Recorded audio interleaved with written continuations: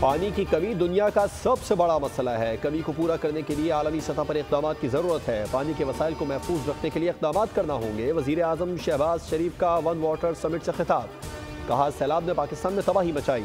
One water summit के इनेकाद पर हम वलीअहद शहजादा मोहम्मद बिन सलमान के शुक्रगुजार हैं। सऊदी वलीअहद मोहम्मद बिन सलमान बोले, पानी की कमी को दूर करने के लिए जदीद टेक्नोलॉजी का इस्तेमाल निहायत ज़रूरी है। पानी की कमी एक आलमी मसला बन चुका है और इसका हल आलमी सतह पर मुश्तरका कोशिशों से ही मुमकिन है।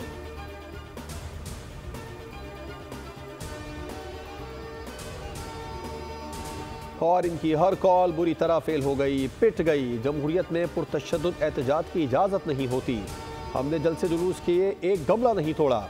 वज़ीर आला पंजाब मरीम नवाज का तकरीब से खिताब।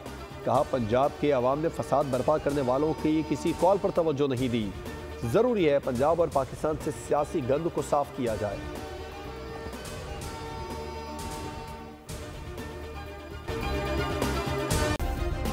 सब्सक्राइब करें और बेल दबाएं ताकि कोई खबर रह न जाए।